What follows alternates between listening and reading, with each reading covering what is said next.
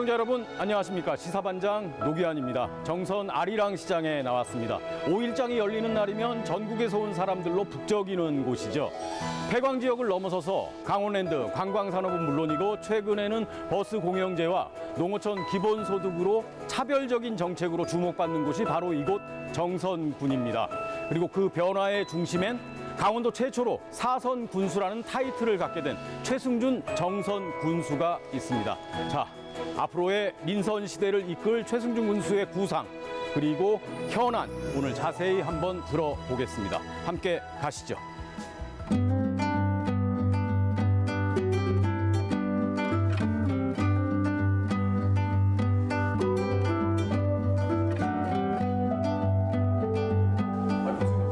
어서 오십시오. 귀한 걸음 하셨습니다. 반갑습니다. 오래건 방문해 주셔서 예. 고맙습니다. 환영합니다. 늦었지만 축하드립니다. 고맙습니다. 성원해 주신 덕분입니다.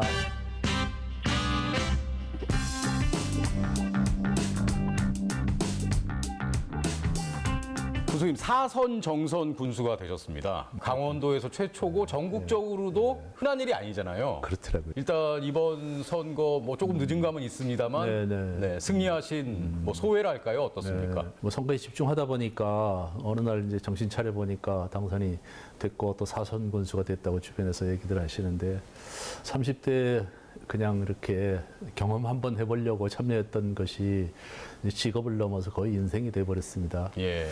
저는 개인적으로는 이렇게 생각하죠.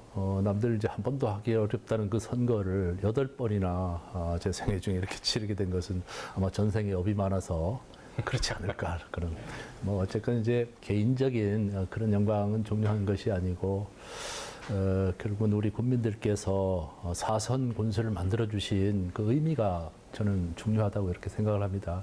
그래서 민선 7기와 8기 동안에 저희들이 추구했던 국민들과 함께 해왔던 모든 정책 방향이나 이런 데 대해서 국민들께서 동의를 해주시고 또 공감하시고 또 앞으로 나아갈 바에 대해서도 저와 700여 공직자를 신뢰하시고 그러면서 중단 없이 또 끊어짐 없이 연속성을 가지고 정선군이 발전하기를 바라는 마음들이 모여서 이번 선거의 결과가 나타난 것 같아서 더더욱 이제 책임감을 많이 느끼고 더 초심으로 돌아가서 성실하게 국민 여러분들 잘 모시고 해야 되겠다는 각오를 이제 다져보는 예. 그런 의미가 있습니다. 네. 그러면 군의원 시절부터 하시면 이제 도합 8번의 선거를 하신 거죠? 네. 네. 8번 승패가 어떻게 됩니까?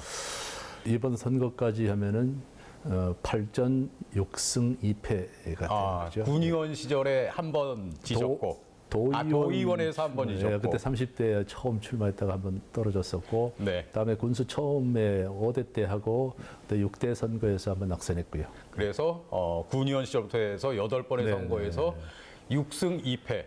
그렇네요. 대단한 승률입니다. 예.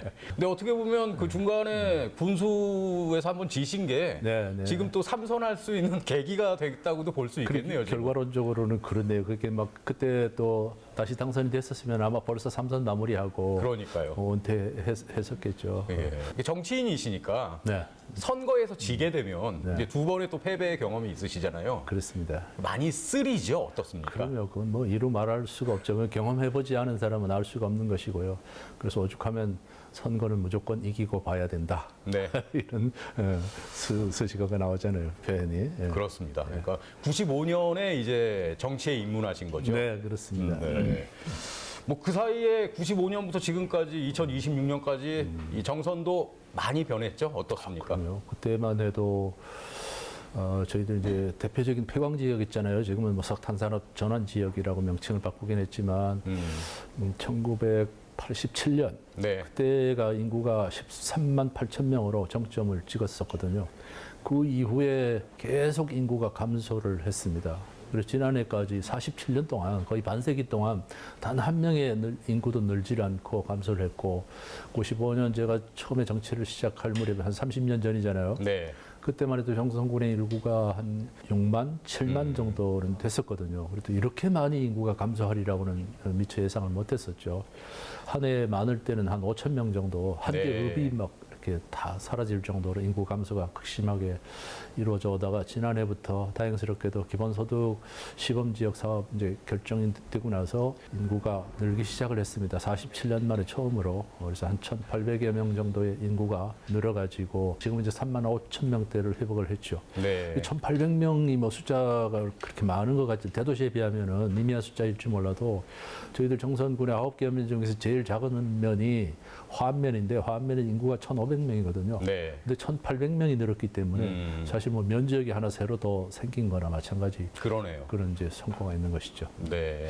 뭐 지금 말씀하신 것처럼 체감되는 그런 변화도 또 있는데 네. 또 그런 변화 속에서도 이제 여전히 좀 해결해야 될 과제 같은 것들도 있잖아요. 당연하죠. 네, 네. 새롭게 국이 이제 시작하시면서 가장 시급한 과제는 어떤 거라고 좀 꼽으시겠습니까? 교통망 개선이 제일 중요한 문제가 아닐까. 교통망. 그러니까 인구 밀집 지역이 이제 수도권이잖아요. 거의 뭐 2천만이 다 모여 살다 보니까 네. 그쪽 지역의 인구를 대상으로 모든 경제 활동이 이제 이루어지는데 특히 정선 같은 경우에는 교통 여건이 열악하다 보니까 저희들이 폐광 이후에 한 근 30년 동안에 정말 많은 공적 자금을 투자를 하고 또 행정력을 집중을 하고 주민들과 함께 노력을 해서 오일장도 만들고 뭐 레일바이크도 만들고 또 그 지바이어 시설이라든지 또 아우라지라든지 기존에 이제 우리 정선군이 굉장히 자연 환경이 아름답다고 생각을 하거든요. 그럼요. 그런 자원들도 있는데도 불구하고 관광 산업이 뿌리를 내리지 못하는 이유는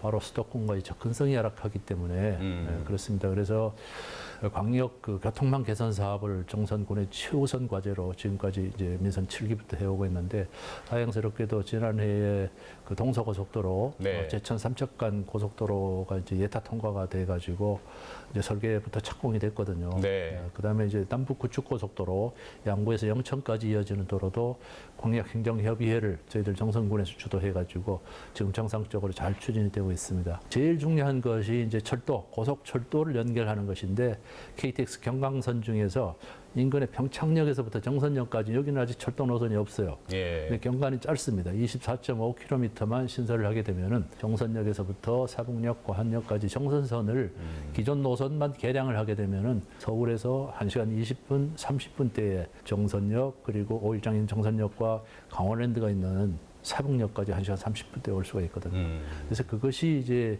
개선이 돼야지만 네. 정선군의 모든 관광 산업, 그다음에 기업 유치, 뭐 또 새로 신규로 창업하는 그런 기업들, 또 청년들이 돌아오고 그런 이제 수도권 이제 주민들도 쉽게 당일치기로 아니면 1박 2일로 정선 관광을 하면서 지역의 거시적인 경제 환경이 나아질 걸로 그렇게 보고 있으니까 그것이 제일 중요한 문제고 또 하나는 이제 지난해 어렵게 선정이 됐잖아요. 기본소득 사업, 네. 시범 사업 지역이.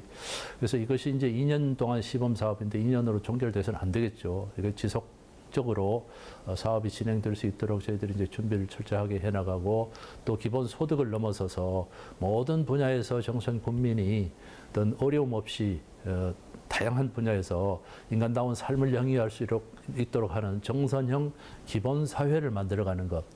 이 두 가지 이 정책이 제일 중요한 현안이라고 보면 되겠습니다. 네. 이제 뭐 교통망 개선 같은 경우는 이제 외부에서 정선으로 들어오는 거에 대해서 좀 많이 말씀해 주셨는데, 그렇죠. 네, 네. 또 내부적으로는 이제 버스 공영제를 좀 하고 네, 있잖아요. 네. 그래서 뭐 와와 버스 빼놓고 얘기할 수가 없는데 네. 초반에는 사실 좀 우려의 시선도 있었습니다. 그렇지 않습니까? 그렇죠. 뭐 워낙 또 적지 않은 네. 재원이 투자가 돼야 되는 것이고 네. 그것이 이제 일회성으로 끝나는 것이 아니고 매년 반복 투자가 돼야 되는 부분이기 때문에 완전 공영제 이제 1년이 지났죠. 그렇습니다. 2020년에 처음 시작을 해가지고 그 동안에는 이제 정선 국민들 중에서 65세 이상 어르신이나 또 기초생활수급자나 국가유공자나 또 학생이나 국민 중에 한 45% 정도는 완전 무상으로 했었고 처음부터. 그러니까 와와 버스가 지금은 완전 공영제의 전면 무료인 거죠. 네, 지난해부터 네. 완전 공영화했죠. 이 와와 버스 성적표는 좀 어떻게 보십니까? 이제 공영화하기 전에 민간에서 할 때 한 30-40만 명, 네. 최대 보면 한 50만 명 정도 연간 이용을 했었는데 지금 한 130만 명이 이용을 하고 있으니까 정말 뭐 그런 효과 면에서는 더 이상 아주 최대치의 효과를 내고 있다 이렇게 보고 있고 그것이 단순히 이제 저희들 국민들의 이동권만 이렇게 편리해지는 것이 아니고 거기에 따라서 문화적인 부분 또 경제적인 부분 또 사회복지 차원에서 어르신들이나 우리 국민들의 개인적인 정신 건강까지도 예. 영향을 깊게 미치고 있거든요. 뭐 지역 경제는 이루 말할 수도 없고 이렇게 농촌에 계신 어르신들이 버스 타고 읍내에 나오셔가지고 5일장도 돌아보시고 또 공연도 보시고 친구들이랑 만나서 짜장면도 사 드시고 또 미정원에서 머리 파마도 하시고 예. 그러니까 지역 경제가 선순환이 되는 것이고 또 어르신들은 농한기나 이럴 때 겨울철 같은데 사실 뭐 무료하시잖아요. 예. 예, 그럴 때 좀 우울증도 오실 수도 있고 또 뭐 자식들은 또 멀리 떨어져 있고 그런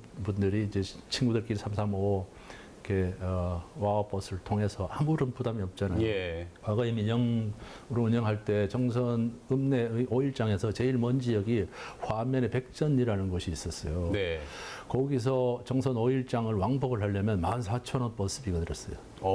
적지 않은 부담이죠. 그러니까요. 그러니까 어르신들이 예를 들어서 뭐 나물이라도 좀 뜯어서 5일장에 내다 팔려면 자루에 해 이고 오면은 왕복 차비 14,000원 내고 점심 사 먹고 하면 뭐가 남겠어요, 그죠? 예. 그런데 그렇죠. 지금은 아무런 부담이 없으시니까 뭐 그런 부분은 옥수수도 그렇고 그런 하다못해 뭐 부성기라도 이렇게 하시면서 또 저희들이 이제 그런 이제 그 교통비가 하나도 안 들어가는 예. 상태에서 머리 또 하시라고 저희들이 임의용비를 1년에 18만 원씩 드리거든요. 예. 그거 가지고 또 부담 없이 미장원에서 파마도 하시고 지금은 기본소득 카드가 또 있으시니까 친구들끼리 만나고 서로 대접을 하려 그러고 좀 더 국민들의 생활에 여유가 있어졌다 그럴까 예, 그런 효과가 그 버스 이제 공영버스 사업을 통해서 보이지 않는 그런 정성적인 성과가 나타난 것이죠. 그렇죠. 그 와버스 같은 버스 공영제나 또 이제 군립병원도 운영을 하고 있잖아요. 네. 이런 부분들이 주민 입장에서는 꼭 필요한 거긴 합니다만 네. 사실 또 다른 지자체 같은 경우에는 이제 부담 때문에 선뜻 하기 힘든 네네. 그런 부분일 수 있거든요. 네. 정선구는 어떻게 이렇게 좀 안정적으로 운영할 수 있는 거죠? 그 뭐 예산 집행의 선택의 문제가 아닌가 저는 그렇게 생각을 합니다. 저희들 정선군 같은 경우 다른 이제 도내에 비슷한 군단이 예산 규모가 비슷하지만 한 6천억에서 한 7천억 정도 들어가는데 뭐 이제 군립병원 운영이라든지 또 공영버스 운영이라든지 이런데 한 전체적으로 한 100억 정도 재원이 소요가 되거든요. 그러면 뭐 60분의 1, 70분의 1 정도거든요. 아주 작은 돈은 아니지만 예. 그 선택 여하에 따라서 농촌 마을에 소하천에 뭐 교량 하나 놓을 수도 있죠. 그거 하나 놓으려면 몇 억에서 몇십억 가거든요. 예. 그러면 그 교량을 통해서 혜택을 보는 사람은 불과 몇 가구일 겁니다. 그리고 또 그런 문제는 길이 없는 것은 아니거든요.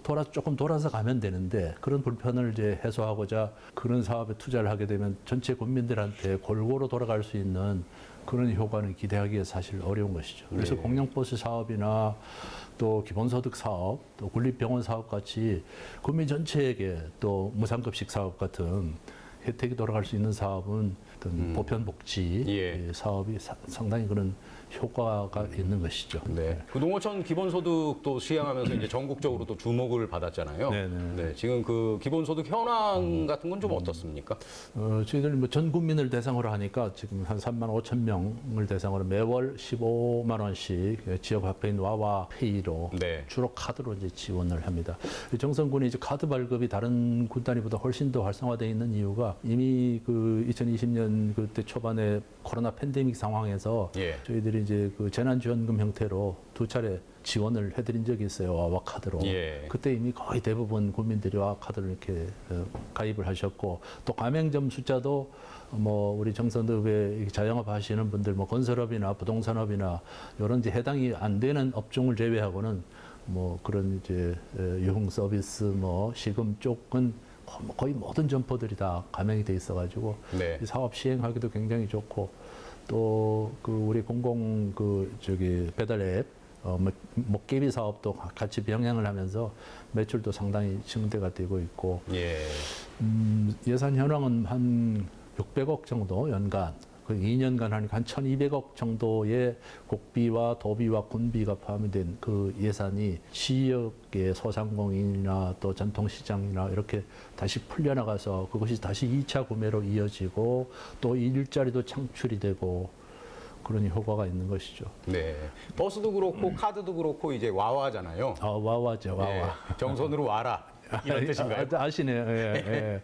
정선 사투리인데 어떻게 장명된 겁니까? 그냥 이제 그 마카와라고 마카와. 하는 이제 사투리가 있어요. 모두 와라. 모두 그 아시네요. 아, 그 그럼요. 정선 사람은 아는 건데 예, 모두 다 오라는 뜻이잖아요, 그죠?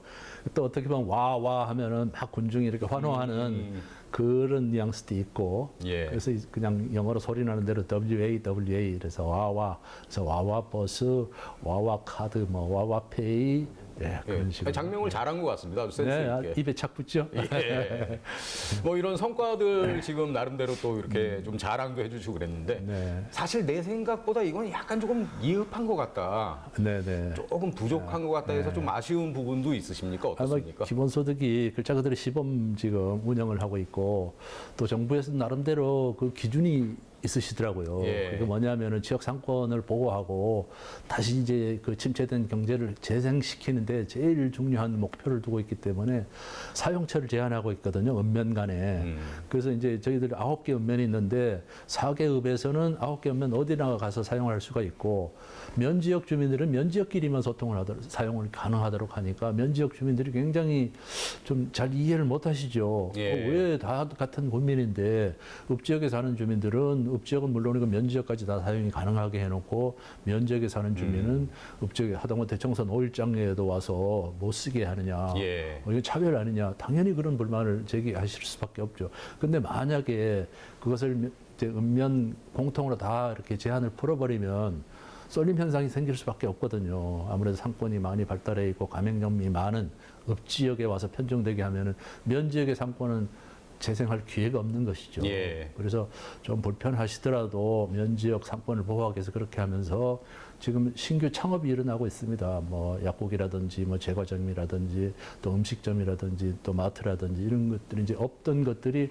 이제 기본 소득 이제 카드가 이제 지원이 되니까 그 지역에 없던 점포들이 생겨나고 또 그런 것을 또 활성화하기 위해서 저희들이 신규 창업 점포에 대해서 창업 지원금을 개인당 2천만 원씩 지원을 하고 있거든요. 그래서 지난해 10월달 이후부터 지금 한 120여 개 점포가 신규로 창업을 했어요. 그리고 지금도 그 창업 지원 자금 이제 사업을 신청한 것이 한 15개소 정도가 지금 창업 준비를 하고 있고요. 그래서 그런 효과가 일어나기 때문에 그 이제 좀 불편함을 좀 이해를 해주셨으면 좋겠는데 오늘 또 아까 제가 전자결제를 하면서 보니까 민원인이 인터넷으로 군수에게 바란다 그런 글을 올리셨어요. 예. 왜 면지역 주민을 차별하느냐 이건 아니다. 좀 이렇게 해달라고 하는데 저희들이 초창기부터 농림부에 계속 건의를 했습니다. 현실적으로 우리는 지역이 너무 넓고 또 면지역에는 사용할 수 있는 가맹점 숫자가 현격하게 적고 또 심지어는 다 쓰지도 못할 3개월 동안에 예. 그런 상황도 생길 수가 있다. 그러니까 좀 풀어달라. 또 아니면 우리 농협에서 하는 그 하나로마트라도 좀 이용할 수 있게 해달라 하는 그런 민원이 이제 끊임없이 들어오죠. 또 예. 주유소 같은 데도 예. 사용할 수 있게 사용자를 풀어달라고 하지만 사실은 만약에 주유소를 그렇게 마음껏 다 사용하실 수 있게 하면 그것이 대부분 물론 주유소는 지역 주민이 운영을 하지만 그 마진만 제외하고 나머지 원금은 다 어디로 가겠어요? 대형 정유사로 다 가지 않습니까? 네. 그러면 기본소득을 하는 그런 취지도 안 맞는 것이고 좀 불편하시더라도 그 참고 이해하시고 예. 하면 지역 경제도 도움이 되고 또 그런 어떤 선순환의 의미가 있으니까 어떤 지속적으로 저희들이 농림부에 건의는 좀 하도록 예. 그렇게 하겠습니다. 근데 이제 중요한 건 과연 이 복지 정책이 앞으로도 계속 지속 가능할 것인가 네, 네, 네. 이런 부분이잖아요. 그렇습니다. 네, 어떻게 예. 보십니까?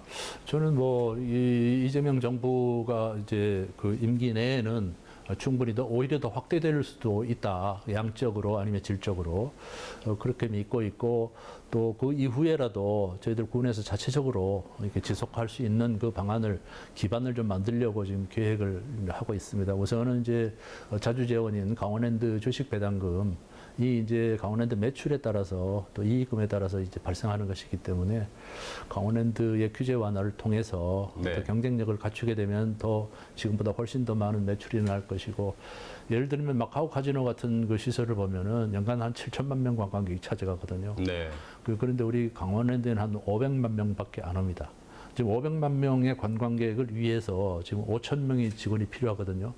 그러면 마카오처럼 만약에 수천만 명의 관광객이 강원랜드에 온다고 하면 더 훨씬 더 매출 규모도 커지고 또 인력 창출도 많이 이제 일자리도 늘어나고 그렇게 되기 때문에 거기서 재원을 안정적으로 좀 확보를 하고 그다음에 이제 친환경 그 에너지 신재생 사업으로 저희들이 지금 이제 100메가와트 규모의 그런 친환경 시설을 구유지를 활용해 가지고 직접 투자해 가지고 그렇게 재원을 확보할 그럴 계획도 지금 가지고 있습니다. 예. 그래서 주민 참여형으로 해서 전라남도 신안군처럼 햇빛 소득 또 바람연금 그런 정책을 이렇게 보완해 가지고 정부나 도의 지원이 좀 줄어들거나 또 혹시 폐지되더라도 저희들 자체 재원으로 또 최소한의 기본소득을 또 만약에 그런 재원이 더 확보된다고 하면은 더 많은 그런 기본소득을 또 확대해서 시행할 수도 있을 것이라고 네. 예상을 하고 있습니다. 정선의 역사를 얘기하자면 또 이 탄광을 빼놓을 수가 없잖아요. 그럼요. 예. 지난 6월 29일이 이제 법정 기념일로 된 첫 번째 광부의 날이었잖아요. 그 첫 번째 광부의 날을 맞는 어떤 느낌 같은 게 남다르셨을 것 같은데 그러면 어떠셨어요? 저도 뭐 국민의 한 사람으로서 그 행사에 참여해서 정말 축사를 할 때도 이제 의미 있는 그런 느낌이 들었고 그 우리나라 광산의 역사는 우리 폐광 지역 주민들의 단순한 지역 경제나 일자리 창출 뭐 이런 것을 넘어서 가지고 대한민국을 경제적으로 완전히 자립하게 만든 그런 에너지원이었잖아요, 그죠? 네. 당시 뭐 전쟁 이후에 땔감이라고는 산에 나무밖에 없었으니까 전부 다 헐벗은 민둥산이 돼버린 상태고 그 상태에서 만약에 이 석탄이 개발되지 않았더라면 대한민국의 오늘날의 그런 한강의 기적이나 이 지금 4만 불의 기적은 있을 수가 없었겠죠. 그런 것을 그 원동력이 바로 이제 석탄 산업이 있었고 그 석탄 산업의 주산지가 정선을 비롯해서 영월, 태백, 삼척, 도내하고 문경, 화순, 보령 이렇게 7개 시군에서 다 이렇게 해왔지만 그분들이 초창기에 그때만 해도 노동 환경이라든지 또 뭐 법적인 이런 지원이라든지 뭐 열악하기 이를 데가 없었죠. 기업에서는 어떻게 하든지 수익 창출을 위해서 그냥 그렇게 인권 뭐 노동권 네. 이런 것을 다 유린하고 그렇게 해왔고 오죽하면 그 사북 항쟁 같은 일도 막 생겨나고 그랬었잖아요. 근데 그분들은 이제 거의 대부분 돌아가시기도 하고 네. 또 이제 그 광산에 근무하시는 그 직업병 진폐증으로 지금 노후에 굉장히 고생들 하시고 그런 분들의 희생이 있었기 때문에 오늘날의 대한민국이 있고 또 지금의 정선군이 강원랜드 설립 과정도 그렇잖아요. 광부들의 노력이 아니었으면 이런 일이 생겨나지가 않았겠죠. 그런 의미에서 광부의 날이 제정이 돼서 그분들 늦었지만 지금이라도 좀 예우하고 기억하고 하는 그러한 것은 정말 의미 있다고 생각을 합니다. 네. 그러니까 복지 정책과는 또 별다른 축으로 어떤 지역의 정체성을 꾸리고 자라나는 네. 그 미래 세대에게 우리 지역의 그 문화를 이제 그렇죠. 예. 그걸 또 확실히 전달해 줄 수 있는 예. 그런 사업도 군정에서 네. 필요한 게 아닐까 뭐 그런 생각이 네, 드네요. 맞습니다. 그런 것을 하기 위해서 끊임없이 이제 저희들이 이제 석탄 문화 유산을 보존하고 또 잘 그 아카이빙해서 후대들에게 물려주고 또 교육 자료로 또 활용하고 또 관광 자원으로도 활용을 해서 입경 체험을 한다든지 뭐 이렇게 또 광차를 타고 체험하는 것 그리고 뭐 다양한 그 당시에 기록물들 많이 있어요. 광부들이 받았던 월급 봉투 같은 네. 광산 채광 장비 같은 거. 캄캄한 이 갱도에 들어가 가지고 불을 밝히는 머리 캡이라고 하는 예. 그런 이제 장치부터 해가지고 뭐 다양한 그런 이제 문화가 있기 때문에 잘 그 발전시켜 가지고 지역의 관광 자원으로 좀 활용을 할 필요가 있죠. 그럼 군수님도 그 영화 1980 사북 보셨습니까? 네, 맞습니다. 네. 일단은 그 영화 감상평을 좀 짧게 얘기해 주실 수 있을까요? 이미 그 사북 항쟁의 역사적 기록에 대해서는 저는 뭐 개인적으로도 지역에 살고 있다 보니까 관심이 있어가지고 여러 차례 뭐 채널을 통해서 선배님들한테 얘기도 많이 듣고 또 숨겨졌던 그런 얘기들도 찾아서 또 이렇게 기록으로 남긴 것도 듣고 특히 또 항쟁 동지의 이원갑 회장님 같은 경우에 직접 육성으로도 그런 얘기를 많이 들어서 그런 참상을 제가 알고 있었는데 그것이 이제 왜곡되게 사실은 언론을 통해서 알려지다 보니까 아직도 오해하시는 분들도 많고 또 그러니까 그 사북 항쟁 그 국가 폭력의 피해자, 직접 피해자들 그때 주동했던 또 아니면 단순히 참여했던 광부들 남녀 가릴 것 없이 그 참혹했던 그런 참상 이런 부분들이 그대로 트라우마가 돼가지고 일생을 이렇게 살아가시면서 그 후유증으로 또 돌아가신 분들도 꽤 여럿 계신 걸로 네. 알고 있고 또 그 후손들에게까지도 가해자 측이나 또 아니면 그 노측 이제 그 사측에 섰던 그런 그 노조 관계자들의 입장도 있고 정말 그 아주 그런 서로 간에 가슴 아픈 일이잖아요. 그런 일들이 정리되지 않고 이렇게 지금까지 왔다는 사실에 대해서 안타깝게 생각을 하고 네. 근데 다행스럽게도 이제 사북에 대해서는 아직 그 어떤 정명 작업이 완성이 된 건 아니잖아요. 그러니까 뭐 5.18 민주화 운동처럼 이게 민주화 운동이냐? 아직도 법적으로는 사북 사태라고. 예. 그리고 뭐 사건이라고도 표현하고 사북 사건이라고 예. 또 하고. 부르는 사람마다 좀 제각각이고 어떻게 보면 그 사람의 정치적 입장에 따라서 또 용어가 달라지기도 하고. 네. 우리 군수님께서는 이제 항쟁이라고 보시는 건가요? 그러면 당연히 우리 지역 주민들과 또 근로자 입장에서는 사북 항쟁이라고 하고 또 그 시기가 80년 4월이거든요. 네. 그러면 5.18 항쟁이 있기도 훨씬 전에 이미 물론 뭐 정부를 상대로 그런 일이 생겼던 거 사측을 상대로 이제 발생한 것이지만 그것은 구조적으로 오랜 기간 동안 노동 탄압이라든지 정부의 무관심, 정부와 정경 그 유착으로 인해 가지고 결국은 피해를 국민들이 보게 만드는 거기에 이제 한거한 것이기 때문에 민주화 운동의 어떤 단초를 제공한 것도 맞고요.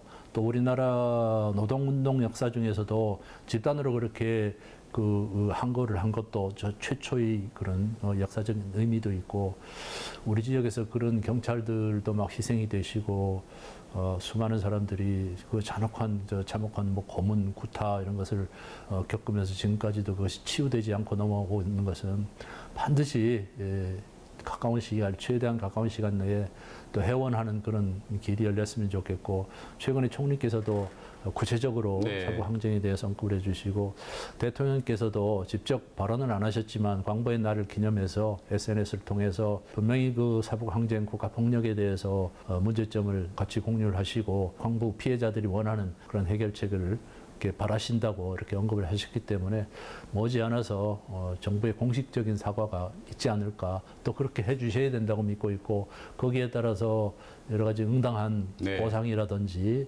또 그분들의 명예회복 이런 것도 반드시 이루어져야 될 후속 조치로 생각을 하고 있습니다. 네. 자, 광부들의 희생을 바탕으로 폐광 지역을 살리기 위해서 만들어진 게 이제 강원랜드잖아요. 그렇습니다. 네. 근데 이제 최근에 카지노 산업을 둘러싸고 이제 경쟁도 치열해지고 있고 뭐 군수님께서 아까 뭐 마카오 카지노 사례도 언급해 주셨고 규제 혁파가 시급하다 이렇게 말씀도 해 주셨는데 좀 사행 사업을 너무 좀 그런 심리를 조장하는 게 아니냐 하는 그런 비판이 있는 것도 양면성이 있죠. 사실이거든요. 그러니까 앞으로 좀 정부를 어떻게 설득할 수 있는 전략이 있으신 건지 또 강원랜드는 앞으로 어떤 방향으로 나아가야 한다고 보시는지 좀 말씀해 주시죠. 지금 말씀하신 부분 때문에 사실은 정부의 정책 위반자나 또 정치권 인사들을 설득하기가 제일 어려운 부분이 바로 이것은 도박 중독에 폐해하고 연동이 돼 있기 때문에 카지노 시설이나 또 이 규제 완화를 통해서 그런 출입 제한을 완화하거나 하게 되면은 그 도박 피해자들이 양산될 것이 아니냐.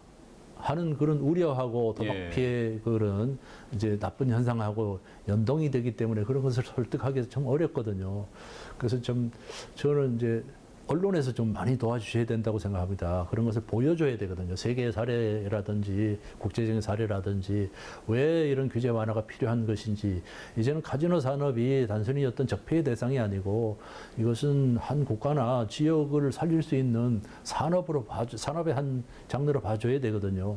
많은 그 동남아 국가들 필리핀이나 뭐 베트남이나 또 마카오나 또 싱가포르나 지금 그렇게 경쟁적으로 나서고 있고 최근에는 또 일본의 오사카에서 미국의 그 라스베가스 MGM사가 10조 원이 넘는 자금을 투자해서 지금 건설 중이거든요. 2030년에 이제 오픈 예정인데 거기가 개장이 되게 되면은 이동 거리도 물론 이제 항공으로 가지만 2시간 이내에 오사카까지 갈 수도 있고 또 일본이 가지고 있는 그 관광 산업의 여러 가지 인프라들이 있지 않습니까?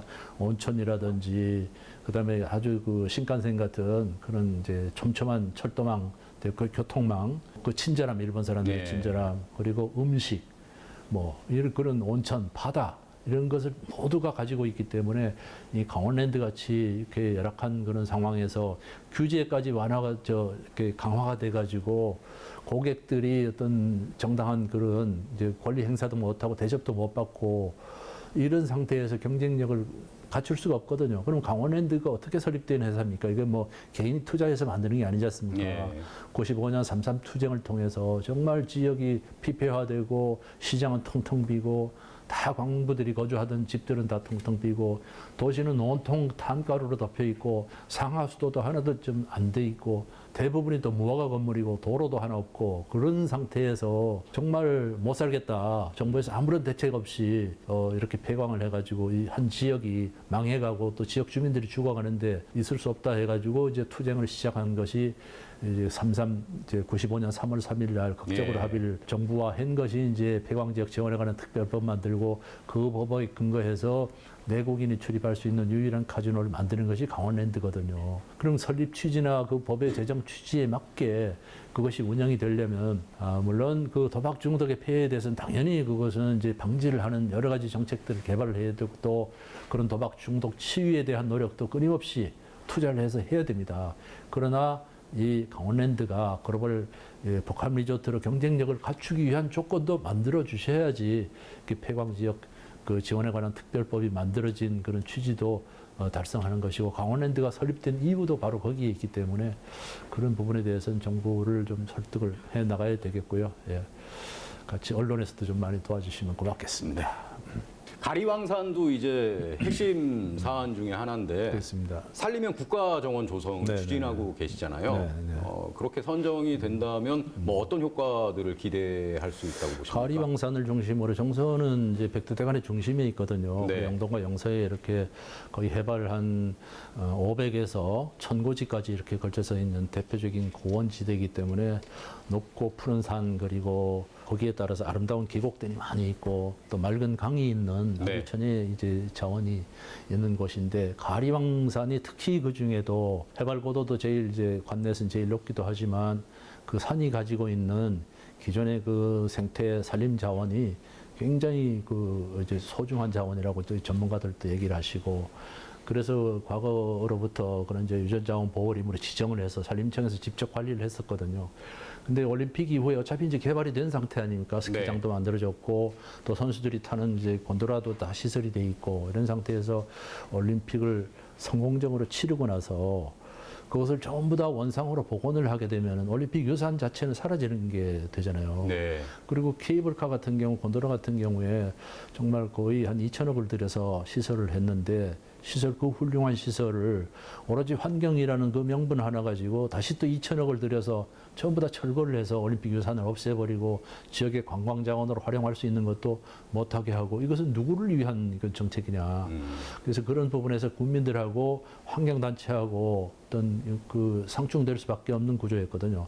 그래서 무려 7년 동안이나 서로 갈등하고 투쟁하고 이렇게 지내왔습니다. 그러다가 지난해 다행스럽게도 정부가 중재해서 케이블카를 존치하는 것으로 그렇게 결정이 됐습니다. 그래서 이제는 좀 국민적인 갈등을 뛰어넘어서 국민들도 안심하고 정선 국민들도 좀 더 체계적인 그런 이제 가리왕산을 활용한 웰리스 관광 산업을 좀 활성화시켜서 일자리도 창출하고 또 소멸 위기에 내몰려 있는 이런 지방 도시가 그런 정책 하나로 좀 어떤 새로운 활력을 찾을 수 있는 기반을 만들 수 있도록 정부에서 그런 이제 국가정원을 조성을 해주면 그런 우려는 불식시킬 수 있잖아요. 국가가 직접 조성하고 선정하고 조성하고 또 예산을 투자해서 그 시설을 관리하기 때문에 난개발을 하거나 또 산림 환경을 훼손하거나 이런 우려는 안 가질 수 있잖아요. 그죠? 네. 그런 분쟁, 갈등을 뛰어넘을 수 있는 그 사업이 바로 국가정원 사업이기 때문에 저희들이 추진을 하는 것이고 또 이번에 추진하는 그 가리왕산 올림픽 국가정원 사업이 국내에서는 최초로 산림형 정원이 되는 것이죠. 네. 예. 그 지금까지 1호, 2호 정원 다 해안 수변형 정원이거든요. 그렇죠. 그래서 그런 또 중요한 의미도 있고 지리적으로 봐서도 한반도의 중부 지역에 최초로 건립이 되는 것이거든요. 그러니까 1호, 2호가 다 영남과 호남의 끝단에 한반도의 끝단에 치우쳐지잖아요. 네. 그래서 그런 것을 이제 중부 지역에 할 수 있는 그런 의미도 있고. 실현 가능성은 얼마나 보십니까? 그것은 지금 매년 이것이 뭐 한 곳이 아니면 두 곳씩 선정을 해서 발표를 했으면은 가늠을 할 수가 있잖아요. 예. 금년에 신청해서 안 되면 내년 아니면 후년이라도 가라고 그러는데 지금 2호 정원 울산 태화강 정원 지정하고 나서 한 7, 8년 동안 한 곳도 선정을 한 적이 없어요. 네. 그러니까 할 수도 있고 안 할 수도 있는 아주 애매한 상태라서 저희들이 기왕에 하게 되면 가리왕산 국가정원에다가 이렇게 좀 지정을 해 주십사 하고 청을 하고 있는 것이죠. 그러기 위해서라도 아까 오늘 방송 서두에 말씀하셨던 제일 네. 중요하게 말씀하셨던 네. 교통망 개선. 그렇습니다. 이게 또 아주 중요하겠네요. 그렇죠. 그게 네. 필수적으로 따라와야 되는 부분이죠.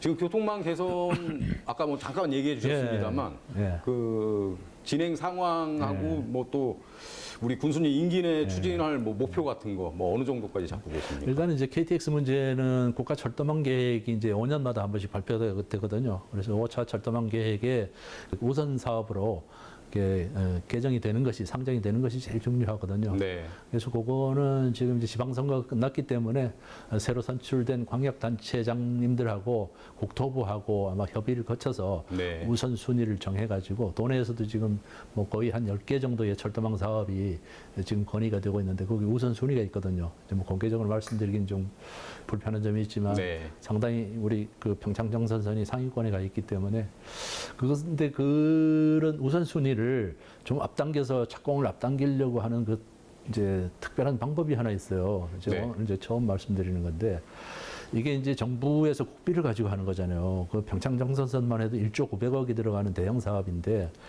여기에다가 민자가 선행돼서 이 대형 투자를 하게 되면 우선순위를 좀 당길 수가 있을 겁니다. 아, 그래서 그것은 다름이 아니고 강원랜드에서 또 필요한 사업이고 하니까 네. 강원랜드에서 그런 지금 유보금 한 3조 원 되는 걸 이제 K2 프로젝트 사업에 투자를 하겠다고 하는데 그것도 중요하지만 그것보다 더 중요한 것은 교통망 개선이거든요.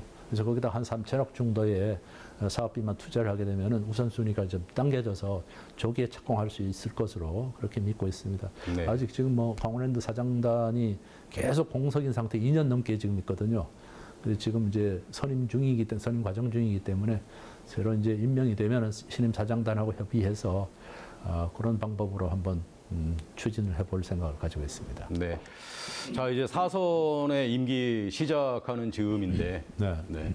뭐 이렇게 희망적인 것도 있고 의욕적인 것도 많이 말씀해 네, 주셨습니다만 일각에서는 좀 이제 4선씩 하셨기 때문에 좀 관성적이고 매너리즘에 젖는 거 아니냐. 그렇습니다. 뭐 이렇게 우려하는 시각도 있었거든요. 네, 네. 그런 부분에 대해서는 어떻게 대답해 주시겠습니까? 그러니까 저도 이제 지난 1일 날 이제 취임식하고 또 이번 주 엊그제 이제 원래제하고 직원조회를 하면서 네. 제일 강조했던 부분이 소위 익숙함에서 오는 편안함이 있는 것이죠. 그럼 또 상대적으로 거기에 따른 어떤 긴장감은 이제 만약에 다른 시군처럼 단체장이 바뀐 지역은 얼마나 긴장하겠어요. 많이 직원들도. 긴장하죠. 예, 국민들도 예의주시하고 있고 의회도 그렇고. 근데 여기는 계속 또 환경이나 뭐 사람이 바뀌지 않은 상태에서 그대로 가니까 특별히 뭐 업무 보고 준비할 필요도 없고 또 새로운 사람한테 대한 그런 이제 경계심도 안 가져도 되고 거기에 따라서 위험이 보이지 않는 위험이 존재한다 반드시 존재한다고 강조를 했습니다. 그것이 바로 구태의연한 매너리즘, 그 다음에 복지부동, 무사한 일 그런 이제 부정적인 사례들이 생겨날 수 있다. 또 더 위험한 것은 민선 7기, 8기 동안에 정말 국민 여러분들과 함께 기대하지 못했던 그런 성과들도 많이 이루어냈거든요. 예. 전국에서 또 도내에서 여러 차례 모범이 되는 그런 사업들을 성공시키면서 기본소득까지 외부에서 언론의 주목도 많이 받았고 또 국민들로부터 행정 신뢰도도 굉장히 좀 높은 편이라고 저는 이제 알고 있거든요.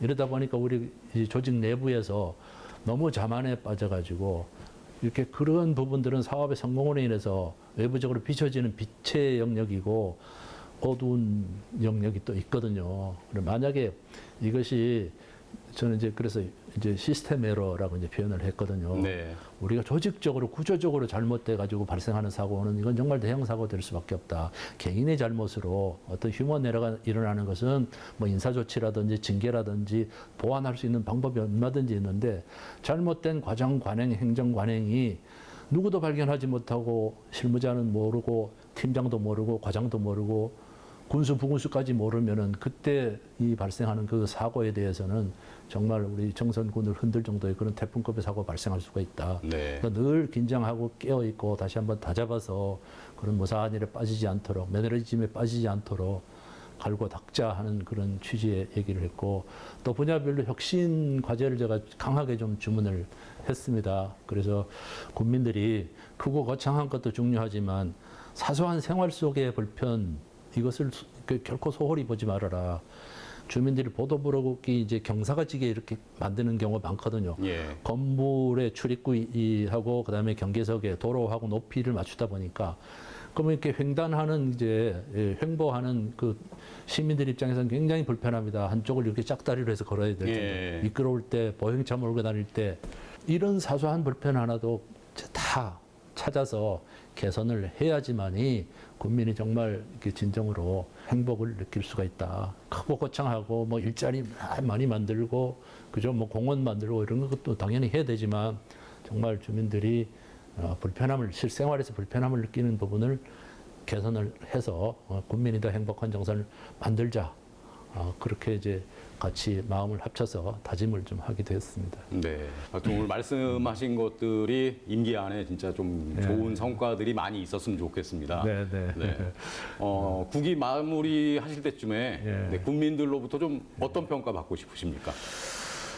글쎄 저는 무엇보다 이제 정선이 여러 가지 이제 뭐 지정학적 여건이나 또 가지고 있는 경제적 또 아니면 인구 수라든지 이런 부분으로 봐서 전국에서 1등 도시를 만들기는 사실은 구조적으로 좀 어려운 점이 있습니다. 그러나 전 국민들이 부러워하는 그런 국민이 정말 피부로 느끼는 행복한 도시, 멋진 도시는 저는 만들 수 있다고 생각합니다. 그것은 저 혼자 하는 것이 아니고 700여 공직자와 또 의회 의원님들과 또 우리 4만 국민이 함께 어떤 같이 공감하고 손잡고 해나갈 때 반드시 만들 수 있는 그런 과정이라고 생각을 하고 저는 저 최승준 4년 후에 국민 여러분들께서 약속을 지켰다 그래도 네. 국민들과 약속을 지키는 군수였다. 그리고 4번씩 뽑아줬는데 결코 후회하지 않겠다 하는 그런 국민 여러분들께서 생각이 드실 수 있을 때까지 최선을 다해야 되겠다는 그런 생각을 갖습니다. 네. 국기가 마무리된 다음에 네. 정치인 최승준의 행보는 어떻게 되는 겁니까? 저는 이제 출범식 할 때 제 아내가 거기 있었는데 여보 이제 다시는 선거 출마 안 한다고 이제 공적으로 약속을 했거든요. 그래서 제 민선국이 선거 마치면서 제일 홀가분한 것이 이제 더 이상 저는 이제 이번 생엔 선거는 안 해도 된다 하는 그런 해방감이 굉장히 저한테 위안을 주거든요. 6승 2패로 마무리하겠다. 그럼요. 네, 우리 군수님 요새 많이 바쁘실 텐데 네. 오늘 이렇게 또 귀한 시간 내줘서 감사드립니다. 네, 방문해 주셔서 너무 고맙습니다. 네, 민선국이 정선 군정 네. 시사반장에서 응원하겠습니다. 네, 많이 응원해 주시고 또 저희들 현안 해결하는데도 뭐 홍보 좀 많이 해주시고 부탁드리겠습니다. 오늘 고맙습니다. 네, 고맙습니다.